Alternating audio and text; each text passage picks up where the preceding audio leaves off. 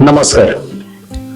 जनार्दन सीताराम घुगरे स्मृती वृद्धाश्रम, तिरवडे तर्फे खारेपाटण, वैभववाडी तालुक्यामधील सिंधुदुर्ग येथे आहे.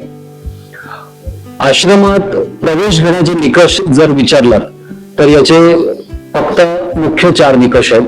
त्याच्यातील पहिला निकष, इथे येणारा कोणतेही ज्येष्ठ नागरिक, ज्याला आपण आजी आजोबा म्हणतो, तर हे आजी आजोबा वयाचे 55 वर्ष पूर्ण असणं आवश्यक आहे.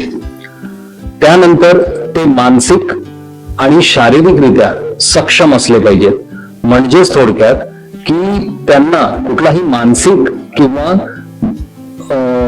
गंभीर शारीरिक दुखापत किंवा बेड रिडन ते नसावेत. म्हणजेच थोडक्यात ते शारीरिकरित्या स्वतःची कामे करण्यासाठी सक्षम असले पाहिजे. तिसरा निकष आहे, त्याचं पालकत्व कुणीतरी घेतलं पाहिजे. म्हणजे असं नाहीये की जे ज्येष्ठ आजी आजोबा की डायरेक्टली आले आणि आम्ही त्यांना आश्रमात भरती केलं, असं नाही होणार. त्यांचं पालकत्व कुणीतरी घेतलं पाहिजे. मग त्याचे नातेवाईक असतील किंवा मुलं किंवा रिलेटिव्ह, मित्र, परिवार, याच्यापैकी कोणीतरी त्यांनी आपल्या सोबत प्रथम ऍडमिशन घेण्यासाठी त्यांनी आणलं पाहिजे. आता याची जी प्रोसेस तुम्ही विचाराल की त्यांनी प्रवेश कसा घेतला पाहिजे, तर याबाबत मी एकच म्हणेन की प्रवेश घेताना तुम्ही स्वतः इथे व्हिजिट देणं गरजेचं आहे. केवळ आमची वेबसाईट पाहून किंवा ऑनलाईन माहिती काढून किंवा फोनवर विचारून प्रवेश घेणं चुकीचं ठरेल. कारण ज्यावेळी तुम्ही स्वतः येता इथे त्यावेळी तुम्हाला इथली इत्थंभूत माहिती मिळते. आपण ज्या ठिकाणी राहणार आहोत, ज्या ठिकाणी जाणार आहोत, तो परिसर कसा आहे. शेवटी आपण वृद्धाश्रमात का येतो, तर इथे आपल्याला आत्मिक समाधान मिळावं. कुठेतरी आपण जगाच्या पाठीवर असमाधानी असतो आणि वृद्धाश्रम हा आपला एक पर्याय असतो. आणि ज्यावेळी आपण या पर्यायाचा वापर करतो तर त्यावेळी समाधान मिळणं हे सगळ्यात मोठं असतं. तर त्यासाठी आपल्याला स्वतः आधी इथे व्हिजिट करणं खूप गरजेचं आहे. तर ज्यासाठी तुम्ही माहिती कुठून तरी नेटवरून किंवा फोनवरून विचारता, त्यामध्ये एवढी माहिती देणं शक्य नसतं. त्यामुळे तुम्ही स्वतः ज्यावेळी इथे व्हिजिट माराल त्यावेळी तुम्हाला सर्व माहिती मिळेल. तुम्ही ज्यावेळी प्रथम इथे माहिती काढाल त्यावेळी शक्यतो प्रयत्न असा करायचा आहे की जे आजी आजोबा इथे राहणार आहेत त्यांना सोबत घेऊन या. घेऊन येत नसाल तर तुम्ही जर अर्जदार असाल तर तुम्ही तरी स्वतः या. आल्यानंतर इथे तुम्हाला आमचे व्यवस्थापक, इथली मॅनेजमेंट टीम किंवा इथले जे कोणी केअरटेकर आहे ते तुम्हाला एक फॉर्म देतील. तो फॉर्म जवळजवळ 18 ते 20 पानांचा आहे, ज्यामध्ये संपूर्ण नियमावली आणि इथे ऍडमिशनची जी प्रक्रिया आहे त्याचं पूर्ण माहिती त्या फॉर्म मध्ये दिलेली आहे. त्याचसोबत जे जे सपोर्टिव्ह डॉक्युमेंट्स आहेत, जे आजी आजोबा इथे ज्यांचं ऍडमिशन होणार आहे त्यांचे सपोर्टिव्ह डॉक्युमेंट्स कोणते कोणते लागतात त्याची पण त्याच्यात माहिती दिलेली आहे. याशिवाय काही अर्जांचे नमुने दिलेले आहेत. ते नमुने आपल्याला काही लिगल पेपरवर नोटराईज करून आणायला लागतात. म्हणजेच थोडक्यात काय की ज्यावेळी तुम्ही फॉर्म घेऊन जाता इथून, त्याच्यानंतर ते कागदपत्रांची परिपूर्तता करण्यासाठी तुम्हाला साधारण 7 ते 10 दिवसाचा कालावधी लागेल. या दरम्यान ती नियमावली वाचून तुम्ही इथे येण्यासाठी ज्या ज्या गोष्टी लागतायत त्या सगळ्या गोष्टी तुम्ही जमा करू शकता. आपल्याला काही मोजक्या गोष्टींसह आणि काही कागदपत्रांसह इथे यायचं आहे. हा तुमचा पहिला टप्पा प्रवेश प्रक्रियेचा. त्यानंतर इथे येताना तुम्हाला संस्थेचे डिपॉझिट जे 30,000 रुपये ते रिफंडेबल आहे, ते तुम्हाला परत मिळणार. ज्यावेळी जर तुम्हाला वाटलं की आश्रम सोडायचा आहे त्यावेळी आम्ही ते परत देतो. हे जी अनामत रक्कम आहे, जे डिपॉझिट आहे, हे आम्ही तुमच्या सेफ्टीसाठी ठेवलेलं आहे. इमर्जन्सीला जर तुम्हाला काही रक्कम लागली मेडिकल हेल्पसाठी किंवा अन्य कोणत्या कारणासाठी तर त्यावेळी ही रक्कम आम्ही युटिलाइज करतो. आणि शेवटी ही तुम्हालाच द्यायची आहे. याच्यावर आमचा कुठलाही संस्थेचा क्लेम नसतो. हे फक्त तुमच्या नावाने ती आमच्याकडे जमा असते. त्यानंतर तुम्हाला त्या महिन्याचे तुम्हाला चार्जेस द्यायचे. याच्यामध्ये पहिला, आणि हे चार्जेस आगाऊ द्यायचे तुम्हाला. आणि जो पहिला फेज आहे तो आहे तुमचा ट्रायल पिरियड. हा ट्रायल पिरियड असतो 15 दिवसाचा. या 15 दिवसामध्ये जे आजी आजोबा इथे राहणार आहेत त्यांना 15 दिवसाच्या कालावधीत इथे राहायचंय आणि आजमावून घ्यायचंय की ते इथे राहू शकतात की नाही. आणि आम्हीही ऑब्झर्वेशन करतो की हे आजी आजोबा व्यवस्थित इथे राहू शकतात की नाही. जर समोर अप्लाय केलेले आजी आजोबा जर व्यवस्थित राहत असतील, त्यांचा पॉझिटिव्ह रिस्पॉन्स असेल आणि आम्हालाही ते इथे राहण्यासाठी योग्य वाटत असतील, तर समन्वयाने ते व्यक्तीला आम्ही कायम करतो आणि मग ते आजी आजोबा इथे कायम स्वरूपात राहतात. पण त्याच्यासाठी ही 15 दिवसाची ट्रायल प्रोसेस आहे, ती अनिवार्य आहे. आणि त्याच्यानंतर एकदा कन्फर्मेशन झाल्यानंतर तेच आजी आजोबा तिथून कन्फर्म राहू शकतात. जर निगेटिव्ह बेंचमार्क आला, आमच्याकडून निगेटिव्ह आलं की नाही ही व्यक्ती इथे राहू शकत नाहीये किंवा ऍडजस्ट होत नाहीये, तर आम्ही त्यांना जाण्यास सांगतो किंवा त्यांना मार्गदर्शन करतो या बाबतीत आणि त्यांची अनामत रक्कम त्यांना परत केली जाते.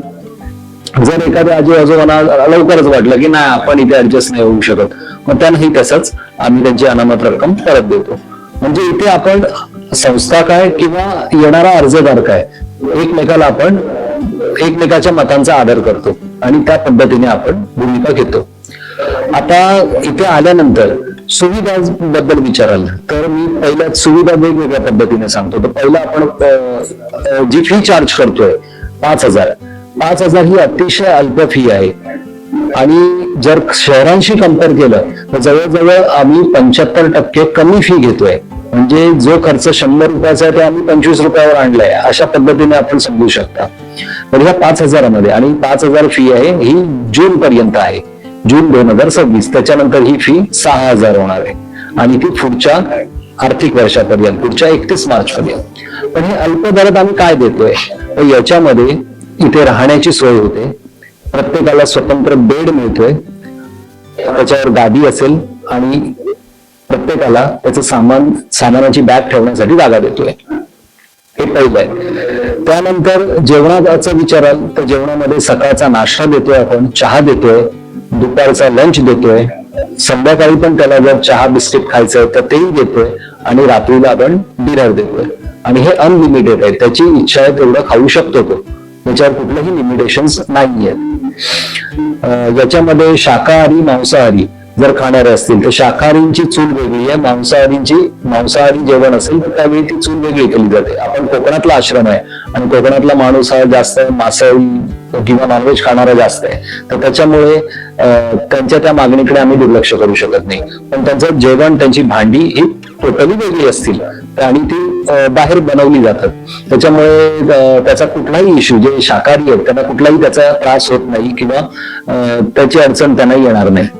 हे आम्ही टोटली डिफरंट त्याच्यात ठेवलेलं आहे. त्याच्यानंतर तुम्ही बोला दुसऱ्या अमॅनिटीज, दुसऱ्या काय काय त्याच्यात सुविधा आहेत. तर याच्यामध्ये आपली इथे वॉशिंग मशीन आहे, त्याच्यामध्ये वृद्धांचे कपडे धुतले जातात आणि फक्त ते सुकवण्याचं काम आहे ते वृद्धांनी आपापलं करायचंय. कपडे सुकवून पण येतात, फक्त ते वाळत तुम्हाला रशीवर घालायचे. तर एवढ्या अमॅनिटीज तुम्हाला या शुल्कामध्ये मिळत आहेत आणि मला वाटतं शहराच्या मानाने ह्या खूप कमी आहे.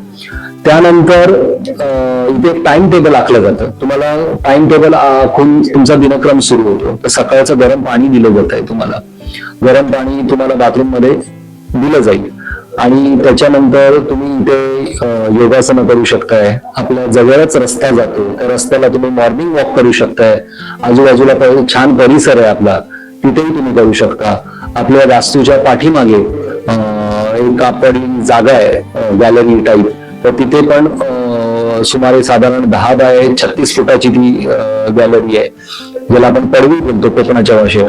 तर तिथे पण तुम्ही योगासन वगैरे सकाळची जे काही तुमची सकाळच्या व्यायामाशी रिलेटेड क्रिया त्या तुम्ही तिथे करू शकता. त्याच्यानंतर इव्हिनिंगला पण तुम्हाला वाटलं तर छान समोर आपल्या अंगण आहे, त्या अंगणात तुम्ही बसून गप्पा मारू शकता बऱ्याचशा. आणि आम्ही वृद्धाश्रम म्हणजे नुसतं असं नाहीये की वृद्धांना तिथे आधार देण्यासाठी वगैरे हे केलेलं आहे, तर तिथे आपलं सांस्कृतिक जडणघडण होणं पण गरजेचं आहे. आणि वृद्धाश्रम हे नुसतं आम्ही वृद्धाश्रम न ठेवता एक सांस्कृतिक केंद्र म्हणून त्याचा वापर करायचा आम्ही ठरवलंय.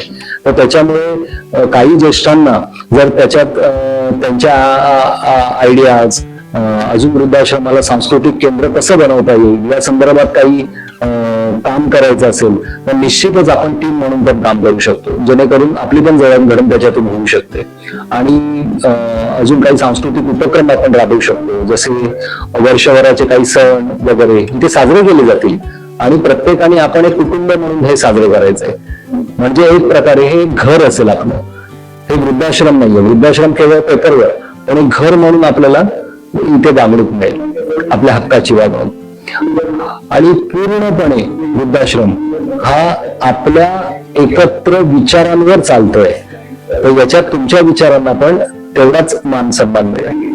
आता मेडिकल हेल्प बद्दल तुम्हाला सांगायचं झालं तर इथे आपले जवळच बाजारपेठ आहे, तिथे डॉक्टर्स आहेत चांगले, आणि ते डॉक्टर पण महिन्यातून एकदा व्हिजिट देतील. आणि आपल्या इथे पण बीपी चेक करायचं असेल तर बीपीचं मशीन आहे आपल्याकडे, ऑक्सिमीटर आहे, त्याच्यावर आपण ऑक्सिजन लेवल चेक करू शकतोय. जर दम लागत असेल तर न्यूबिलायझर एक मशीन ठेवलेलं आहे, जेणेकरून इथेच आपल्याकडे न्यूबिलायझरची सोय आहे. आता याच्याहून जर इमर्जन्सी आली तर 5 मिनिटावर आपल्या बाजारपेठ आहे मोठी भुईबावला, तिथे डॉक्टर्स आहेत, तिथे आपण जाऊ शकतो, किंवा डॉक्टरला इमर्जन्सीला आपण इथे बोलवू शकतो. फक्त त्या इमर्जन्सी व्हिजिटचे किंवा इतर काही डॉक्टरची एक महिन्यातून एकदा तर आपण आश्रमातर्फे व्हिजिट ठेवलीच आहे, पण एक्स्ट्रा जर व्हिजिट लागली तर ती आपण आश्रम मदत करेल, पण त्याचे चार्जेस आहेत ते त्या आजी आजोबांना द्यावे लागतील. आता या मेडिकल हेल्प मध्ये काही emergency aids, first aid box हे सगळं आमच्याकडे आश्रमात पण रेडी असेल. आता तुम्हाला लागणाऱ्या गोळ्या, जर वृद्धांना गोळ्या द्यायच्या असतील काही, तर त्याची प्रिस्क्रिप्शन त्यांच्या जे पालकत्व ज्यांनी घेतलंय त्यांनी रिटर्न मध्ये द्यायचं, त्याची एक प्रोसेस आहे. तर ती प्रोसेस आम्ही आधी तुमच्याकडून लिहून घेऊ, आणि तुम्हाला वाटलं की गोळ्या पाठवायच्या इथल्या ज्येष्ठ नागरिकांना, तर तो तुम्ही गोळ्या पार्सलद्वारे पण पाठवू शकता, किंवा काही गोष्टी पाठवायच्या आहेत जवळच पोस्ट आहे आपलं, त्या पोस्टाद्वारे पण तुम्ही पाठवू शकता. सर्व पद्धतीने सहाय्य करण्याचा आमचा मॅनेजमेंट कमिटीचा आणि इथल्या व्यवस्थापन कमिटीचा परिपूर्ण प्रयत्न असेल. फक्त यामध्ये ही साथ दोघांकडून घ्यायची आहे. आणि खूप इनिशियल स्टेजला आम्ही आता हा आश्रम सुरू केला. मी आता या आश्रमाचं ओपनिंग 7 फेब्रुवारी 2026 ला केलं. असं बोलू शकतो की आम्ही या आश्रमात एक नवखे आहोत, आणि आश्रमाची जडणघडणला सुरुवात झालेली आहे. आणि एक सुरुवातीच्या स्टेजला असून आम्ही एक मोठं विजन ठेवलेलं आहे की पुढच्या 5 वर्षात जास्तीत जास्त लोकांना याच्यात सामावून घ्यायचं.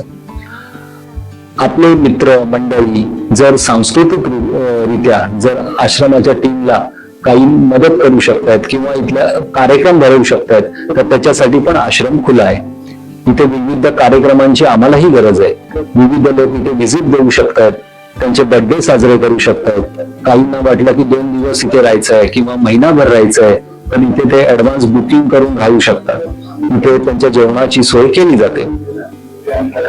आश्रम हा केवळ एक आश्रम न ठेवता एक कला केंद्र किंवा मनोरंजनाचं साधन पण व्हावं, आणि इथे जे येतील त्यांच्या चेहऱ्यावर हसू असावं. आसू हे असले नाही पाहिजे, तर याचाही विचार आम्ही त्याच पद्धतीने करतोय. आणि निश्चित एक त्यांना मान सन्मान त्यांच्या विचारांचा, आचारांचा आणि त्यांच्या इथल्या वास्तव्याचा निश्चित राखला जाईल, याची हमी श्री जनार्दन सीताराम घुगरे स्मृती वृद्धाश्रम यांच्याकडून आम्ही देतो. या जोडीला या आश्रमाच्या बाजूला एक आम्ही प्रस्तावित भूखंडावर एक नवीन इमारतीचा पण आम्ही संकल्प केलेला आहे. या इमारतीची गरज का, तर आताची जागा आहे ती आम्हाला भविष्यात अपुरी पडेल, आणि त्या भविष्याचा विचार करता, कारण ज्येष्ठांचे प्रश्न आम्ही गेले वर्षभर बघतोय, तर जास्तीत जास्त लोकांना मदत मिळावी यासाठी आम्ही ज्या मेन इमारत आहे त्या मेन इमारतीच्या बाजूला एक नवीन इमारत बांधण्याचा आम्ही संकल्प केलेला आहे, आणि त्यानुसार आम्ही निधी संकलन करत आहोत. या निधी संकलनासाठी जर तुम्ही काही आर्थिक दृष्ट्या आम्हाला मदत करू शकत असाल तर निश्चित तुमचं स्वागत आहे. काही प्रायव्हेट लिमिटेड कंपन्या त्या CSR मार्फतही आम्हाला मदत करू शकतात. तर काही टॅक्स पेअर आहेत, तर टॅक्स पेअर आम्हाला 12ATG च्या अंतर्गत पण आम्हाला मदत करू शकतात, आणि त्यांचा टॅक्स बेनिफिट पण त्यांना मिळेल.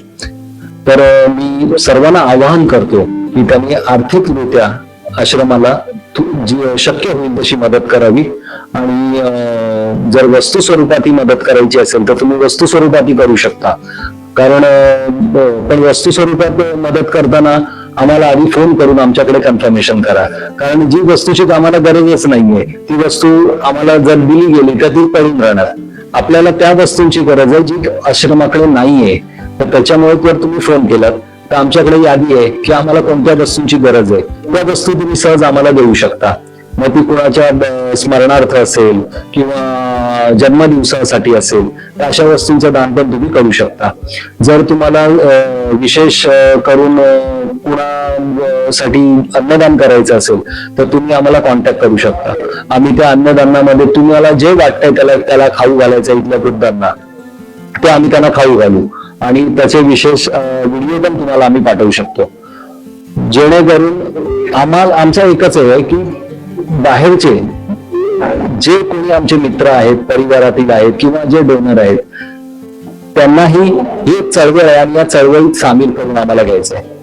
तर आमचा तोच प्रयत्न आहे. आम्ही तुम्हाला आवाहन करतो की आमच्या श्री जनार्दन सीताराम घुगरे वृद्धाश्रमाचा तुम्ही एक भाग व्हावा आणि आमच्या टीम मध्ये फुलाच्या पाकळीने सामील व्हावा. धन्यवाद.